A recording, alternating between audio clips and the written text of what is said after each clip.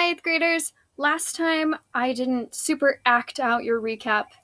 This time I will a little bit more if you are watching them, if you're not missing out on some Barbie acting. So, in this scene, Anne is bothering. Peter's not ready. Anne is bothering pretty much everybody. So, the thing she does to bother Peter is she steals his shoes and dresses up in his outfit. And he's like, "Give me back my shoes." And she's like, "No, you'll have to chase me." So we'll see what happens because of that. But when she dresses up in his clothes, he's like, "Hey, listen, you are super talkative, and that's why they called you Mrs. Quack Quack in school." And she's like, "Yeah, that's true. But also, remember how I wrote that essay and then our teacher shared it because it was so great? So you are being cranky, and I'm annoyed with you." So that's what's going on with them. Mrs. Van Dan Mrs. Van Dan is annoyed with Peter because he hasn't been keeping up on his studies. So she asks Mr. Frank to give him lessons.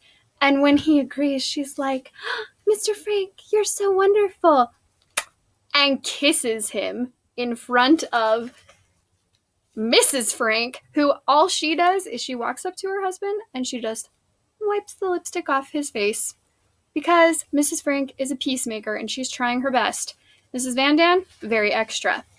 At one point, Mrs. Van Dan and Anne, so Anne loves Mrs. Van Dan's fur coat and Mrs. Van Dan loves her fur coat. So she asks, "Hey, can I wear your coat?" And then she goes around and she parades and it's all wonderful and she's just loving it and living her best life. And costume changes are hard.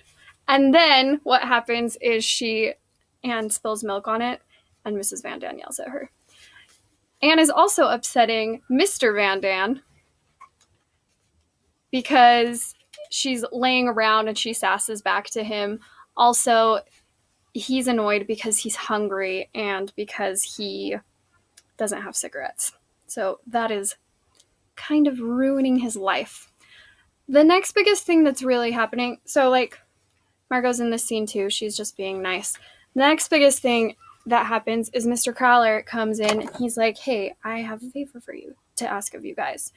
And Mr. Frank, being the nicest person alive, is like, "Yeah, for sure, what is it?"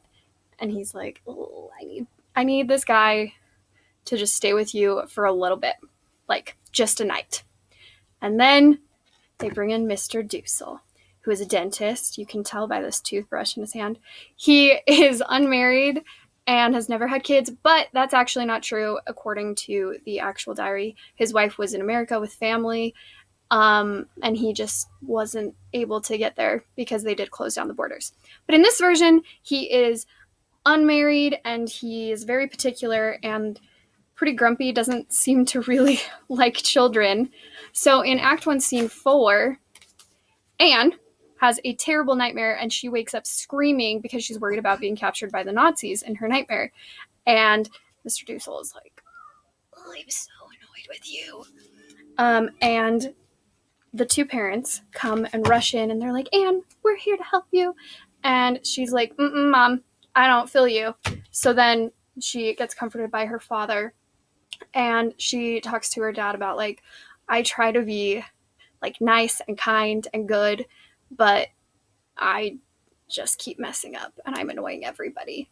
He's like, "You can really only do your best." So that's what happens in about 4 minutes, even though I know the actual version was longer than that. Join us next time.